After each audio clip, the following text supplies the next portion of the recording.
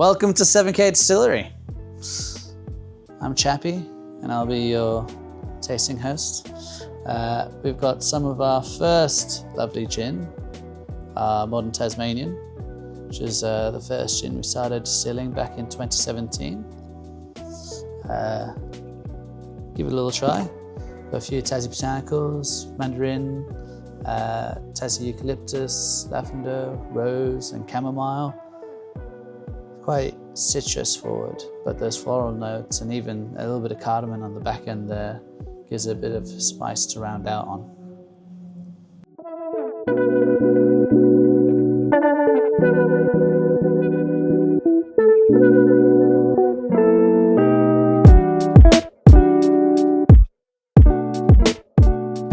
We introduced this evil thing. I didn't think it was going to be this popular. I thought we were going to do like release it once and people were like, what are you? You're awful people. Why did you do this to me? And I said, you guys didn't even have to taste it before you released it. Tom and I had to taste it before we released it. Yes, it's a Carolina Reaper chili. So you get one in each bottle. They say that when you finish the bottle, you've got to eat the chili. I didn't make the rules though, so.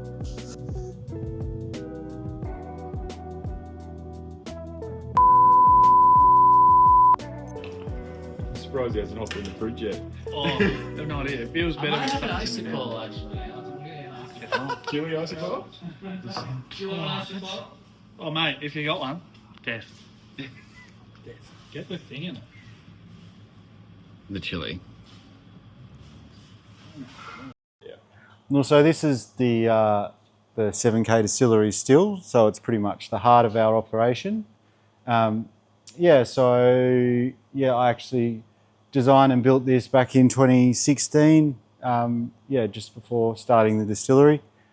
So the design of it was meant to be, so I did a bit of travelling in, went to America for a little while and looked at some of their craft distilleries and bigger distilleries, and then took a bit of online inspiration, learning a little bit about the difference between pot stills and column stills in like a general principle.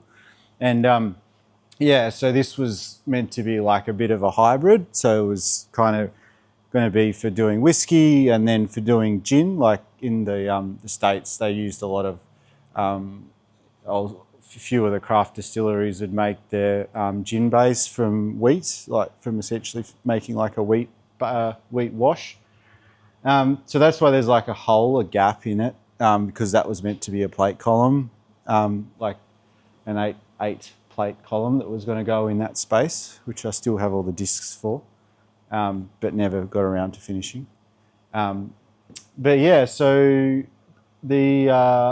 this still operates on electricity, so it's an element driven still. So it actually has a circulation system that circulates the liquid inside the still, whether that be our whiskey wash or our gin base, and that through that circulation, that loop heats it up to the boiling point of ethanol, and then to the boiling point of the water, and that's how we get our vaporization of the ethanol in the system. So in this still like a little bit unique to some of the Tassie, the older stills in Tassie maybe. It's got more of a teardrop shaped tower on top. So the idea behind that was to create a little bit of reflux for our whiskey spirit. So with the velocity of vapor travelling through a more restricted area into a larger area, you actually get a very slight pressure drop, which causes the vapor like at a point to recondense, and kind of cause the still to, I suppose the effect is like a slight more purity, like very, very, very slight. But as it kind of passes through, so the still's broken up, so we can run it in two ways. So we have a botanical chamber where we put all our botanicals. So we actually have baskets like these ones, which are a bit dirty, but so these pretty much have got perforated bottoms. So we fill these up with botanicals and they all get stacked on top of each other in that cylinder. We then close it off and then we channel the vapour through the chamber where it picks up the flavours of either the seeds or the peels or whatever ingredient that we have in there, and then makes its way over to the condenser. So essentially this cools the vapour down from anywhere from where it's at, say 70, 78 or 80 degrees down to about 25 degrees, and we collect it in these vats underneath as the gin pretty much. But when we collect it, so it actually comes off the still at about 84%, and we dilute it with filtered water down to the bottling strength, if you like, or if it's the raspberry gin, we blend that back into our big vat full of raspberries. So that's kind of I suppose the basics of how it works.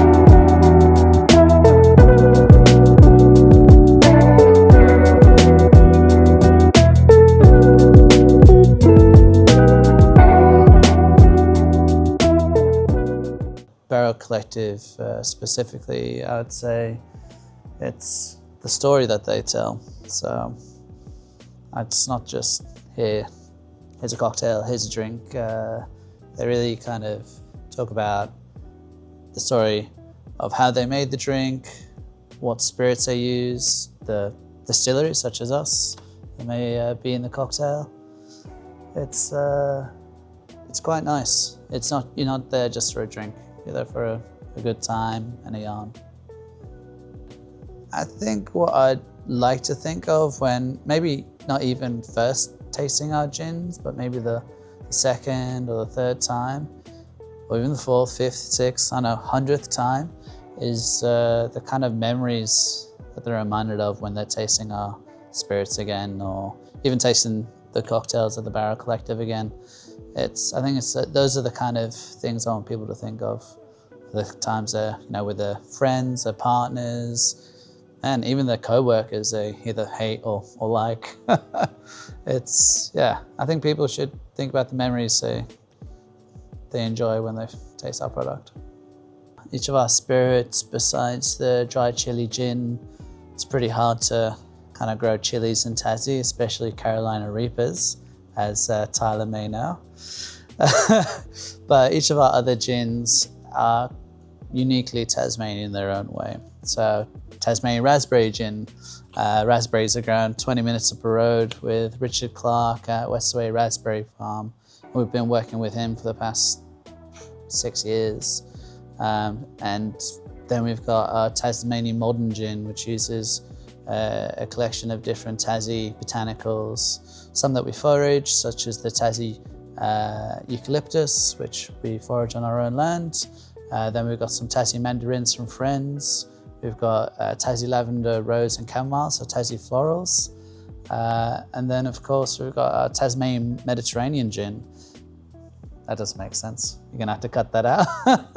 And then of course you've got our Mediterranean gin, which in itself, doesn't really point fingers at Tasmania, but all the botanicals that we use in it were either grown locally or even some of the olives were grown here in Tassie as well. So what's next for 7K Distillery? Well, hopefully by the end of this year, the distillery you've just seen will have a brand new one located out in Hayes. So you're gonna have to come and do this all over again. But hopefully we'll have the new production sites, a new area for tasting, perhaps even botanical garden, and a bunch of other things that I can't talk about yet. But those are going to be some great surprises that we're really looking forward to showing you guys. But yeah, amongst some other new products that we're looking to release this year, it's going to be quite exciting.